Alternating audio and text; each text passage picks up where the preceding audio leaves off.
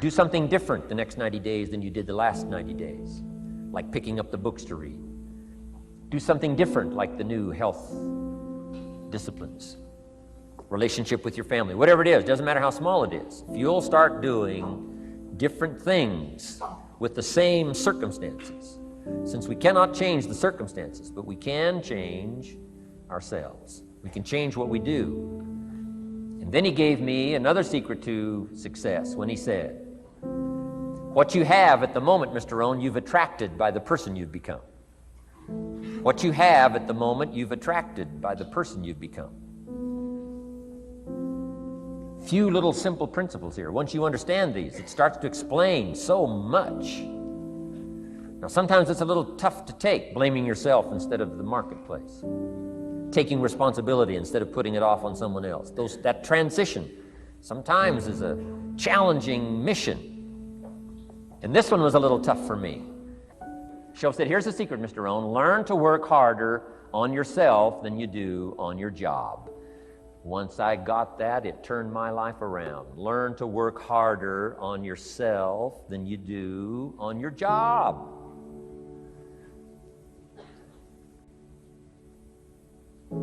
He said, if you work hard on your job, you'll make a living. If you work hard on yourself, you can make a fortune. Wow. If you would have known me at age 25, you would have said, Jim Rohn's a hard worker. If you'd have known me, you'd have said that. I'm the guy, I don't mind coming a little bit early, staying a little bit late. I don't mind that. You'd have said, well, Jim Rohn's a hard worker. You say, well, how come he's got pennies in his pocket and nothing in the bank and behind on his promises? Well, I was a hard worker, but I was working hard on my job, not on myself. I'm telling you, if you'll learn that simple little principle and start the process today, latest tomorrow, give you tonight to think it over. And start this whole process of personal development, work on yourself, make yourself more valuable to the marketplace. I'm telling you, you can so dynamically change your income, and economics is the least of the values that you can start earning in terms of equity if you'll start working harder on yourself than you do on your job. Work hard on yourself and develop the skills. Work hard on yourself and develop the graces. All of the stuff necessary to become more valuable to the marketplace. I'm telling you, your whole life can explode into change. Promotions, no problem. Becoming more valuable to the company, I'm telling you, no problem. Money, no problem. Economics, no problem. Future, no problem. If you just go to work on the right thing. Not get things out there to change. Don't try to change the seed. Don't change the soil. Don't change the sunshine. Don't change the rain. Don't change the mix of seasons. Let the miracle of everything that's available work for you, and start working on the inside. Work on your philosophy. Work on your attitude. Work on your personality. Work on your language. Work on the gift of communication. Work on all of your abilities. And if you'll start making those personal changes, I'm telling you, everything will change for you. Mr. Shoaff, over a 5-year period before he died at age 49, who taught me some extraordinarily simple things. He only went to the 9th grade in school.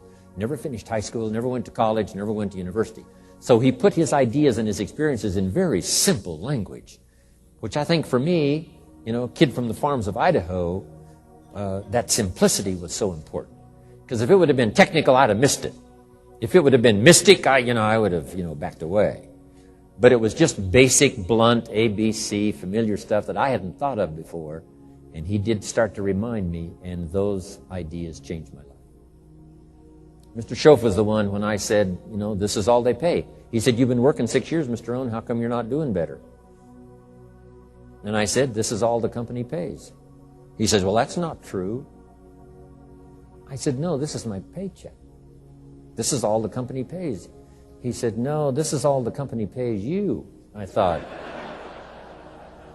that's a new way to look at it, right? He said, doesn't the company pay 2, 3, 4, 5 times this amount to other people? And I said, well, yes. He said, well, then this is not all the company pays. It's all they pay you. And if you qualified, wouldn't your income grow 2, 3, 4, 5 times? I said, I suppose. So he said, we don't have to work on the company. We have to work on you. See, that was the beginning of what he called the phrase personal development. I told him things cost too much. He said, no, you can't afford them. I thought, well, that's a new concept. I hadn't thought about that. You know, we put some of the valuable things on the high shelf, so you can't get to them until you qualify. If you want the things on the higher shelf, you got to stand on the books you read. Every book you read, you get to stand a little higher so you can get the things on the higher shelf. See, I learned those concepts. It was so incredible. And here was the most important one. Success is something you attract by the person you become. See, that phrase changed my life. Success is something you attract by the person you become. Success is not something you pursue. It's like chasing a butterfly. You can't quite catch it. Success is something you attract by becoming an attractive person. See, those were new concepts to me. I'm just working hard trying to make a living. Here's what he said to me. This changed my life. I got a chance to teach this in Moscow and across Russia. 3 visits, now the 4th. Here's what Shove taught me. Profits are better than wages. Nobody taught me that in high school. Nobody taught me that. I went to 1 year of college. Nobody taught me. Profits are better than wages. Wages make you a living. Profits make you a fortune. And how could you work on both a living and a fortune? He said, well, you could start part-time working on your fortune while you're working full-time on your living. I thought, wow. Now, he said, it's fun to get up in the morning. Not just getting up, go to work to pay the rent, but to get up to go to work to make a fortune. First, to make a living for my family. Second, to make a fortune. And he taught me how to make both a living and a fortune. Guess what I did? I learned how to make both a living and a fortune. And I found out anybody could do it once they get the information. And at age 25, I started receiving this extraordinary information. Here's what he said. Your income is directly related to your philosophy, not to the economy. I thought, no one ever told me that. I kept hoping the economy would change. He said, no, your philosophy has to change. I assured him that I had my fingers crossed. He said, that won't help. Then what could I do to change my income and multiply it by 2, by 3, by 5, by 10, and then multiply it by 10 again? What could I do?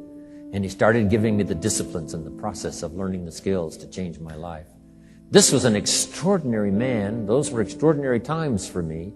Life-changing in every manner that you can imagine. But very simple ABC concepts.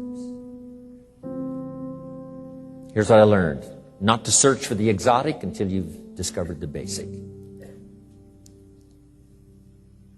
And those basic philosophies that he shared with me during that time were life-changing.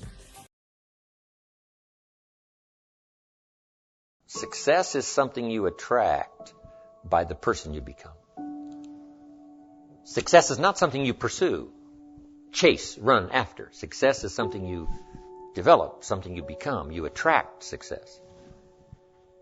So the whole key to unlock all the treasures, whether it's economic treasures or spiritual treasures, financial, social, personal, every way you can possibly think of, is by your own personal development. And then he added one more, which is so important, and it's probably worth the price of the seminar. Here it is. What you become is much more valuable than what you get.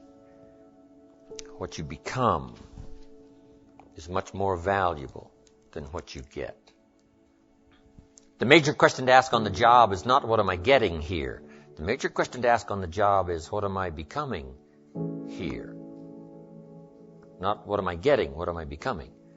So it's very important what you become. Because what you become attracts. If you become cynical, you attract cynicism. What you become attracts. So this whole subject of personal development was so vitally important to me. It changed my life. I was a millionaire by age 31. And that was just the economic part of it. It took me 6 years from age 25 to age 31. It was unbelievable. Remember, be a student, not a follower. And here's what you must always do. Design your own personal life. I'm very happy for people to take notes at my seminar, but I'm also just as happy if somebody says, hey, this is not for me, tear up all these notes and throw them away. That's just as valid for me. Right? Remember, be no one's disciple. Chart your own course. Make what you do the product of your own conclusion.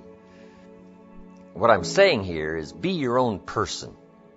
You don't have to be a model of someone else. You don't have to do it like anybody else. Right? Do it like yourself. Buy what you want to buy. Listen to what you want to listen to. Make changes if you want to make changes, and don't make changes. Right? It's your life, I'm telling you. And don't let anybody persuade you any different. Success is not a stereotype. Success is not a Ferrari. Success is not an automobile. It's not a house. It's not a place. It's not money in the bank. It's not $1 million. That's not success. Success is the continual unfolding of the design of your own life and pulling it off. That's what success is. The continual unfolding of the design of your own personal life and pulling it off in whatever degree you wish. That is success. Successful in doing whatever you want to do that makes sense to you, for you, your family, your responsibilities, or take on responsibilities or refuse responsibilities. That's strictly all up to you. We've been given the power of choice. Every life form except human beings operates by instinct in the genetic code. Now, why not human beings? Because here it is. We've been given the dignity of choice. We're not like a robot. We're not stuck like a tree, using up all the nourishment, nothing left, now you died because you can't change location. Not true. Humans can go north, south, east, west. Humans can change, do anything they want to do. We've been given the dignity. But here's what's interesting about all life form except humans. Every life form except humans strives to the max of its potential. How tall will a tree grow? As tall as it possibly can. You never heard of a tree growing half as high as it could. No, that is impossible. A tree grows as high as it can, drives down every root it can, produces every leaf it can, extends itself as far as it possibly can. Every life form extends to the max, except human beings. Now, why not human beings? Because we're not robots. We've been given the dignity of choice. And here's a couple of alternatives on the dignity of choice. To be part of or all of. You have the potential to be. And you got the choice. Do a little to make yourself comfortable and forget the rest, or do it all. And there's nobody here to dictate you got to do it all. That's nonsense. You got to be rich because we live in a rich country. That's nonsense. You don't have to be rich. You don't have to do it all. You can do a little, do some more. Take advice, but don't take orders. Take information, take training, take teaching, but don't take orders from no one that tells you how you need to live and what you need to own and what you need to do. Somebody says, well, you need to be successful. That's a personal choice, being successful. What we teach is the possibilities, then everybody chooses. Take a little, take a lot, do some, do nothing. Abraham Lincoln said, since I would be no one's slave, I will be no one's master. Excellent philosophy. If a guy says, hey, I'm soon cashing it in, I'm heading for the mountains. I'm going to live in a little cabin, live off the land, and feed the squirrels. If he goes and does that, guess what? He's a smashing success. Why? He's doing what he designed to do and went and did it and pulled it off. You can't say, no, that's not successful. That is the epitome of success, is giving a design to your life and go pull it off, making progress in that direction that satisfies you. If it doesn't satisfy you, make alternatives and you change. And if you get some better ideas, sure, you may follow someone's suggestion and ideas, but not orders. Design your own life like you want it that will fit. Now, if you take on some responsibilities, now you got to consider those. Yes, you can ignore your responsibilities, but you won't feel good about that. Guess what the old prophet said? Some things that taste good now in the mouth turns bitter later in the belly. So you don't want to sacrifice. We all must suffer one of two pains. Regardless of your choice of lifestyle and what you want to do, we must all suffer one of two pains. The pain of discipline or the pain of regret. And what we suggest to everybody is to consider the disciplines, because disciplines weigh ounces, regrets weigh tons. You don't want to substitute a discipline for a regret. In our opinion, that would be a poor choice. Now, you can do it, but some things are poor trade-offs. The old prophet said, what if you gained the whole world, but it cost you your soul? Would that be worth it? And with a bit of intelligence, we say, no, that doesn't seem worth it. Even if you got the whole world, if you traded your soul, that experience would be so bitter and so awful and so devastating, it wouldn't be worth it. What if you got some gain by greed instead of legitimate ambition? I'm telling you, it might taste good up front, but it's going to turn bitter in the belly. And a bit of that advice saves some people from devastation. Say, well, you're right. I better think twice about that. So we must confront all laws, spiritual laws, agricultural laws, basic laws, fundamental laws. We must confront all of those. But you still now can design your own life. A little, a lot, go east, north, south.